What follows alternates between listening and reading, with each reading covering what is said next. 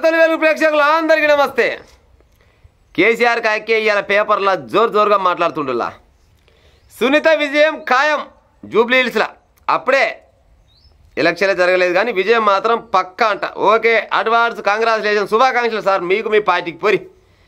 ఇంకేమంటాడు, భారీ మెజార్టీ లక్ష్యంగా పనిచేయండి, సంతోషం. ఇంకా ప్రజలు విజ్ఞతతో ఓటేస్తారు, రౌడీ షీటర్ కుటుంబాన్ని ఓడిస్తారు.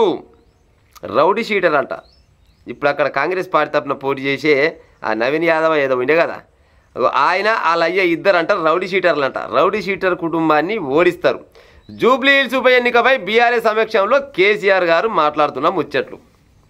ఇంకో పొద్దుగాల మా ఛానల్లో వార్తలు చదువుతప్పుడు ఆ శ్రీశైలం యాదవ్ అంటే ఆయనకు ఫోన్ చేసిన వల్ల రెండే ముచ్చట్లు అయినాం ఆయనని. ఏం సార్ మీరు రౌడీ షీటర్ అంటే నిజమేనా అని అడిగినాం. ఆయన ఒక మాట చెప్పిండు, నేను రౌడీ షీటర్ని అయితే 20 ఏళ్ల కింద నుంచి ఇప్పటిదాకా ఆయనతోటి సోపత చేసాం, మరి రౌడీతోటి సోపతెట్ట చేయొచ్చు కేసీఆర్ అని అన్నాడు ఆయన.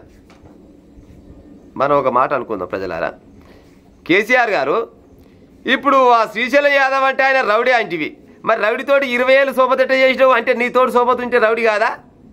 నీతోటి సోపత ఉంటే మంచోడు అన్నట్టేనా? మరి గతంలో మేయర్ టికెట్ ఇచ్చినామట, మేయర్గా ఛాన్స్ ఇస్తానమాట, మరి అప్పుడు రౌడీ కాకుండా వచ్చినా ఈ ముసల్తానానికి రౌడీ అయిందా? జోరుగా జొన్నలకి నాడేమో ఆయన మంచోడు అంటే ఈయనమ్మటి ఉన్నాడు కాబట్టి ఇవాళ 67 ఏళ్ళకి వచ్చిండు, ఇవాళ రౌడీ షీటర్ అయ్యిండట. మరి రౌడీ షీటర్ అయిన అన్నావు కదా, మరి 10 సంవత్సరాలు ముఖ్యమంత్రిగా వెళ్ళినావు కదా, మరి రౌడీలో మొత్తం ఇండియా జైలు ఉంచాలి, బయట ఉంచినావు. మరి 10 సంవత్సరాలు ముఖ్యమంత్రిగా ఉన్నావు కదా కేసీఆర్ గారు, మరి 10 సంవత్సరాలలో గిసోటి రౌడీ షీటర్లు మరి ఏం అక్కడకు రోడ్ల మీద తిరగనిచ్చినావు? లోపల వేయాలి కదా, మరి రౌడీ బయట ఉండొద్దు కదా, మరి ఆయన లోపల ఎందుకు వేయలేదు అంటే ఆయనలో ఈయన సోపత్ ఉన్నాడు అని. మరి మీ పార్టీకి 5 లక్షల రూపాయల విరాళం ఇచ్చినాడు ఇదే శ్రీశైలం యాదవ్.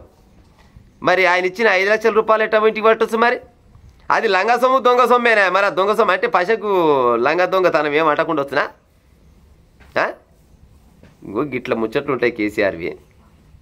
ఇప్పుడు గెలవాలంటే నువ్వు ఏం చేసినావు గతంలో, ఇప్పుడు రాబోయే కాలంలో మళ్ళీ ఇంకేం చేస్తావు, లేదు ప్రభుత్వంలో ప్రస్తుతానికి ఉన్నోళ్ళు ఏం చేస్తున్నారు అనే దానిపైన జనాలకు వివరిస్తే నిజమే అని నమ్మితే ఒక్క దెబ్బకు బయటపడతావు నువ్వు.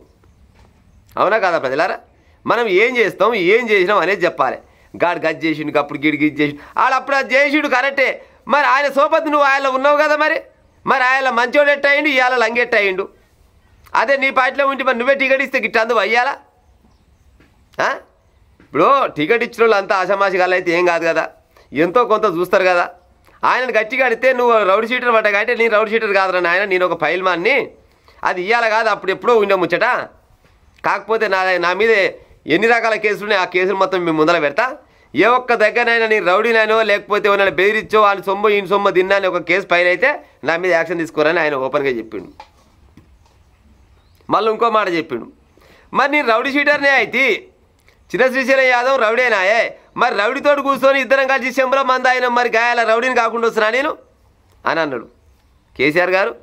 ఎవరైనా గిలాసాలు తాగుతారు, మరి నువ్వు చెంబుల తాగినావంటే పాడైపోను, నీకేమో కడుపు పెద్ద మనిషి పక్కనే ఉన్నావు కానీ కడుపు పెద్దగా ఉన్నట్టుంది. కానీ చెంబుల మంది అయినాడు రౌడీ షీటర్ గుర్తు రాకుండా వచ్చినా ప్రజలారా?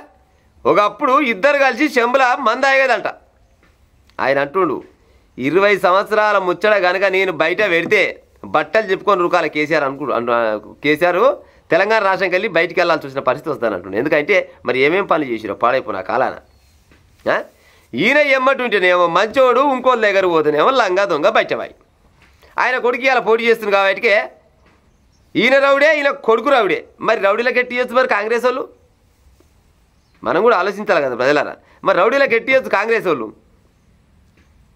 అంతా ఏదైనా ముచ్చట చెప్తే అబద్ధం ఆడినా అతికినట్టు ఉండాలి కేసీఆర్ గారు.